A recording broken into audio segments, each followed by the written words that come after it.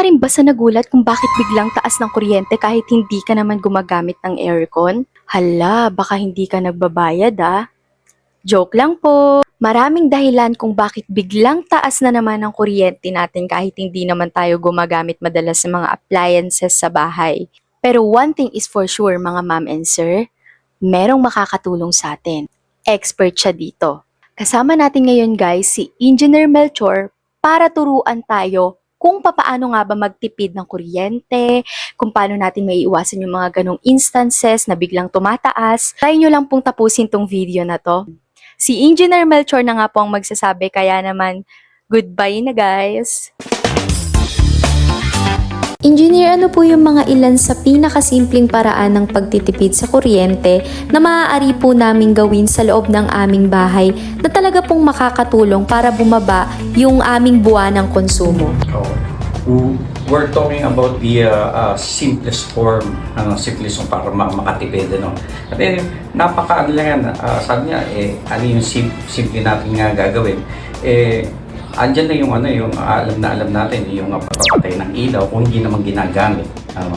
Yung mga electric fan na hindi natin ginagamit. Pero napaka-broad kasi niyan. For example, kung wala tayong kisame, kahit anong gamit mo ng electric fan, hindi rin mapapalamig. Parang lang tayo, nabibigyan lang tayo ng magandang pakiramdam sa electric fan. Pero much better pa rin na meron tayong mga cooling materials na ginamit, like yung nilalagay sa bubong, or pinakamaganda is kisame. Pero sa pagtitipid, kailangan tingnan din natin kung ano yung mga ginagamit natin. Lalo tayo pagka kasi umalis, nakailaw, di ba? And yung mga naka-plug natin, may mga appliances na pag naka-plug, walang konsumo sa kuryente. Pero may mga appliance na pag naka-plug, kumukonsumo, like LED TV. O yan, kumukonsumo yan kahit naka-off.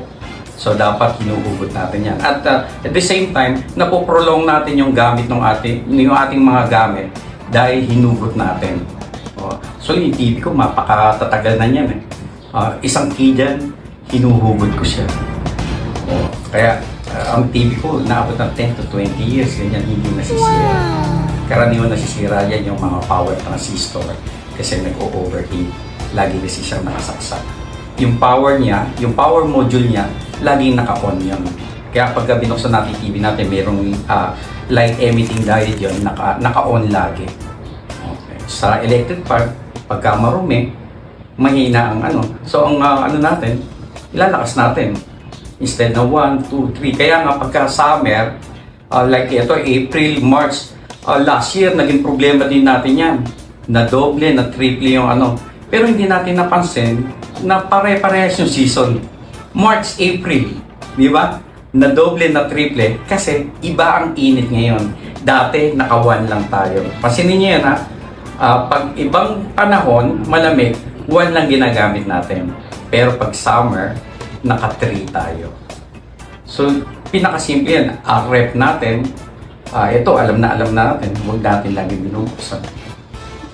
Ang aircon, pagka marumi ang compressor, hindi niya napapalamig ang buong bahay. Lalo na sa mga nakasolar. Pag nakasolar tayo, free naman ng energy, dapat naka-araw pa lang, hindi naman ikaw ginagamit. Katulad nito, di ba? Dapat, ito pwede nang hindi patayin. Para, pagka kasi pinatay natin yan, mag-iinit na naman yung kwarto, matagal mamatay yung compressor niya, which is yung pinakamalaking part nung bill natin. Hindi namamatay ang compressor. Kapag malamig ang panahon, laging namamatay ang compressor niyan. Ibig sabihin, mas tipid tayo sa kuryente. Lagi tayo nakaset ng 17 degrees. Pero the ideal is 22 to 25.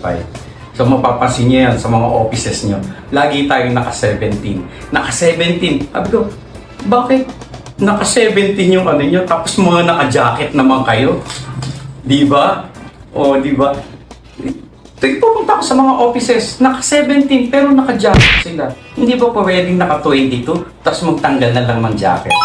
Diba? So, napakaraming tips na pwede tayong makatipid. Kaya lang, ignore natin lagi kasi na kagad sa isip natin na pag sinindi aircon, dun kagad sa 17. Di ba? So pagka malamig na, lipat natin sa 20. So I think isang malaking factor yung para makapagtipid tayo sa kuryente. Sa washing machine naman, usually, pag gumamit tayong washing machine, lalo ng mga taga-office, mga taga-office, meron tayong schedule every Saturday lang, which is good. Pagka tayo ay yung housewife, plain housewife, kasi sinasabi, manager pala ng bahay, mas magandang pakinggan. Yan, naglalabas sila 2 to 3 times, di ba? Pwede naman isang araw. Pinakamalaki kasing factor ng paglaki ng kuryente natin, lahat ng motorized. Ang motorized, tuwing isisindi natin, sa 5 seconds yan ay 3 times ang watts. Hindi natin, pagka nakita natin 1 horsepower, 750 watts lang yan. Pero pagka sa 3 times yan, triple yan, 2,250 umover. Pagka yung namamatay ang kuryente, sisindi, totoo yun, lumalakas talaga ang kuryente dahil yung pag-ikot ng motorized appliance natin is almost triple ang nagiging consumption. Pagdating naman po sa mga appliances na araw-araw namin ginagamit tulad ng refrigerator at electric fan, may mga specific po ba kaming dapat na baguhin na nakasanayan upang hindi na po sila kumonsumo ng mas malaking kuryente kaysa po sa kinakailangan? Like yung paggamit ng level ng ating electric fan, di ba? So we have 1, 2, 3, 4, bisa may turbo pa, no? So pagka hindi din naman malinis yung ating electric fan, wala rin, mataas siyang kumonsumo pero mahina ang kanyang power. So mahina yung kanyang wind, di ba? And nakadepende rin sa panahon. Sinabi ko rin naman earlier na kapag mainit, mas mataas yung level ng wind speed natin, yung speed ng natin. So napupunta tayo sa 3. Pag malamig, 1 din. So ang lang doon, yung paglilinis. Sa aircon, kailangan siguraduhin mong malinis lahat ng filter. Kasi kayo, baka naka-experience na rin kayo kung ano yung nililinis sa aircon. Yung ating mga filter nun, barado ng alikabok. Wala na siyang mabibigay na lamig pagka ganun. So cleanliness. Paglilinis ng mga gamit natin yan. At the same time, maganda rin sa kalusugan natin yun kasi masama rin yung alikabok sa atin. Mag-iitit yung alikabok, ihinga natin yun. So, hindi lang pagtitipid pala ng kuryente ang tinatakil dito, kundi yung kalusugan din natin.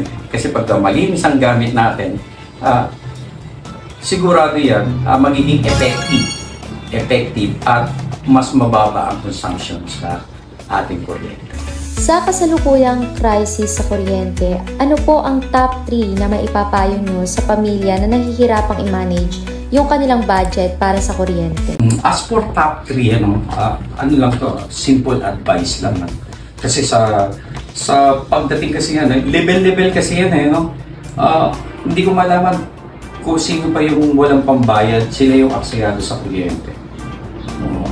Kung sino pa yung may pera, sila yung nagtitipid.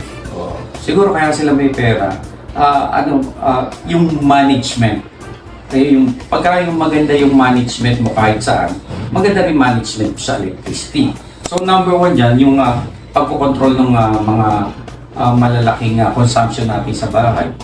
Sa mahirap, natutuwa sila ng malamig yung lugar. Wala silang pakialam kung malaki yung nila, malaki yung bill nila. Kasi kahit naman sino sa atin, ang gusto natin kaginawahan. Kaginawahan. Pero huwag naman yung nangyayari ngayon na talagang napakalaki talaga ng binabayaran. Pero yung i-manage mo lang yung mga malalaking consumption mo. So kung gusto mo magtipid talaga, sa araw, gusto mo lang talaga maginhawahan. Pero sa gabi, mas gusto mong matulog ng payapa. Kaya, instead na pag-araw kasi, mas malaki consumption sa araw pagka mainit.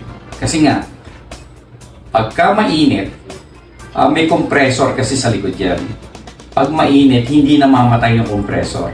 For example, the 1 horsepower aircon, ano, sa pinakamadaling watts niyan is 750. Pag mainit, firmis na 750 yan. Pero pag na-reach niya yung lamig, mamamatay yung compressor, which is yun yung pinakamalaking kumukuha ng watts or kuryente. Yun yung pero kapag ka malamig, namamatay yun. Namamatay. So, kapag namatay yung compressor, kung yung 750 mo, mga around 100 to 200 watts lang yan.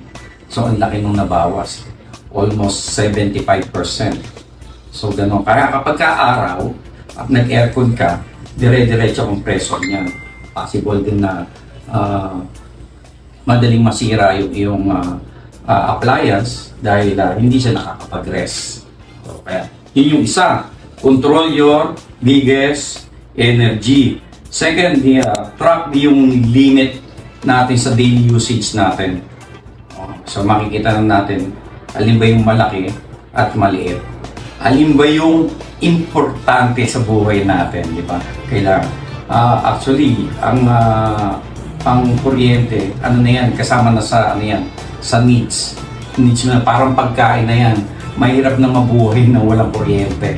So, itatrack natin. So, ano ba yung mga importante sa natin? Kailangan natin ng ilaw. Diba? So, kung di kuryente yung panluto mo, kailangan mo ng kuryente panluto. So, tingnan natin kung ano yung importante. Lahat ay importante. Pero, tingnan natin alin yung mas importante. May importante at mas importante. Parang nagsisegregate ka lang din kung alin yung dapat mong laging ginagamit. Then the third one is sabi rito, fix ways before buying anything new. Baka naman yung fridge natin, kulang yung preyon. O pagka kulang ang preyon ng fridge, dire-diretso ang andar ng motor. Hindi ito. Kung nakarinig na kayo ng lumang refrigerator, pagka uminto yung motor niya, black. So pagka uminit na yung loob ng fridge, black. Yung ganun yung mga luma. So ngayon kasi hindi na natin marinig yan pagka bago pa yung ref natin. So pa-check lang natin pagka hindi na masyadong nagyayelo yung fridge natin, baka kailangan ng ipagawa o dagdagan ng preyon. So yung mga dirty filter ng AC, yan isa sa malakas sa kuryente dahil hindi rin hihinto yung kanyang motor kung hindi niya napapalamig ang room. Kasi ito yung ano niya, yung room na to, yun yung binabasa niya. Pare, nakaset siya ng 17 degrees, yun yung lagi niyang inaabot yung 17 degrees. Ngayon, kung mainit ang panahon, hindi niya mapapag-17 to. Kaya napapansin natin, naka-aircon tayo pero mainit pa rin. Kasi hindi niya mapapalamig dahil hindi niya ma-reach yung 17 degrees. At pag hindi natin naabot yung 17 degrees, hindi mamamatay ang compressor niya. So, ibig sabihin, dire-diretso ang pagkain ng malaking kuryente. So, yun yung yung isang then yung mga nasabi ko na kanan, kung hindi naman na ginagamit yung lights, i-off natin. Kung hindi ginagamit, i-off natin. Yan yung simplest form ng pagtitipid. Kung hindi ginagamit, patayin natin. Pero iba pa rin pag naka-solar. Sa amin kasi pag-gising ko sa bahay, lahat na ng ilaw nakasindi. Kasi sa araw lang din naman nanggagaling yung ating power. That's the top 3 na siguro maayahan ko sa mga nagtitipid ng kuryente. Kailangan po ba talagang bumili ng mga bagong inverter appliances? O may mga paraan pa rin para mas maging energy efficient ang aming mga lumang appliances? Actually, pinaka the best talagang ginagamit sa ngayon sa era natin ngayon is mga inverter appliance. So, syempre kapag bubili ka ng bago, so hindi mo naman yung luma mo. Pero para maging efficient, actually yung mga luma natin, magiging efficient pa rin yan. Sa mga simpleng ginagawa natin, like nga yung mga cleaning, ganyan, o monitoring nung appliance natin kung siya ay efficient pa ba efficient. So, ang pagpapalit lang talaga kung talagang hindi na natin magagamit.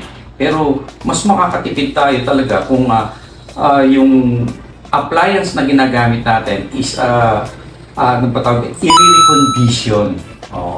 Maraming magagaling na technician na yung ating mga old appliance ay magagawa nila na parang bago. And alam naman natin pagka bago, very efficient yan. And marami tayong technician na kaya nilang gawing ang isang luma ay mag-work siya 100% na parang bago. So, siyempre pagka bumili tayo ng bagamat very efficient ang inverter, mas maganda pa rin na gamitin natin kung ano yung existing natin. Ang lang is mga tips lang din na kagaya ng sinabi ko nung nakaraan na panatilihin natin na talagang malinis yung mga ginagamit natin and talagang siya ay maayos na nagwo-work. Engineer, my last question is, mas makakatipid po ba kung iiwang nakabukas ang aircon kaysa patay sindi? Sa aircon, for example, pag nakasikat ang araw, eto tingnan nyo sa bahay niya, pag nakasikat ang araw, lalo na yung nabibilad yung pader natin sa kabilang ganon. Sa gabi yan, pag sinalat nyo yan, painit pa siya ng painit. Ang aircon, nagbe-base yan sa temperature ng room. Pag ang room ay lagi mainit, so yun nga, hindi nga nagpapahinga yung compressor. So kapag lagi nating pinapatay ang aircon, lagi siyang back to basic. Back to basic siya. So ibig sabihin, ando na naman siya sa startup. So palalamigin na naman niya. So pagka pinatay mo yan, maiipon na naman yung init sa room and napakatagal niya bago palamigin yan. Kaya kapag simula pa lang sinindi mo na yung aircon, lalo na yung mga nagbe-break, ito, please lang yung mga nagbe-break ng alas 12, huwag nyo nang patayin yung aircon kasi mas malaki ang consumption na pagpasok mo ng alauna, magpapalamig ka na naman kesa yung iniwan mo siya na nakasindi kahit walang tao. So, habang kasi pinapatay mo yan, mas nagkakaroon ng namumuo yung init sa loob ng kwarto at mas matagal niyang pinapalamig. Instead na patayin natin aircon, ilagay lang natin sa normal temperature which is 22 to 25. Then, pagpasok nyo, siyempre, hindi naman nasapat yung lamig nyo dahil lalo na maraming tao, mas i-consume nila yung lamig ng isang kwarto. So, saka na kayo mag-a-adjust ng temperature. Kaya, mas mainam na dire-diretso ang pagsindi ng aircon dahil mini-maintain niya yung lamig. Pag mini-maintain niya yung lamig, there's a time na laging patay yung compressor which is yun yung pinakamalaking gumagamit ng electricity. So, napakalaki nun. Pagka nagsindi, pag sumindi yun, 3 times na naman. So, matagal siyang umaandar. So, bago i-release niya muna yung sinet mong temperature bago mamatay yung compressor. So, sobrang lakas mo. Unlike doon sa mini-maintain lang niya. Parang mamili ka lang. Palalamigin niya ulit o i-maintain lang. And alam nyo ba na ngayon ko lang nalaman lahat nung sinabi ni Engineer Melchor? Bukod sa napaka-informative niya, talaga magagamit din kasi natin yung mga tips na yon lalo sa panahon ngayon. Comment nyo guys yung mga tumatak sa inyo sa sinabi ni Engineer. Kung gusto nyo pa nga ng mga gantong type ng video, wag nyo kalimutan na mag-like, i-share, at i-follow nyo na rin yung Facebook page natin para lagi kayong aware kung meron na kaming bagong upload. Yun lang guys, sana may natutunan kayo.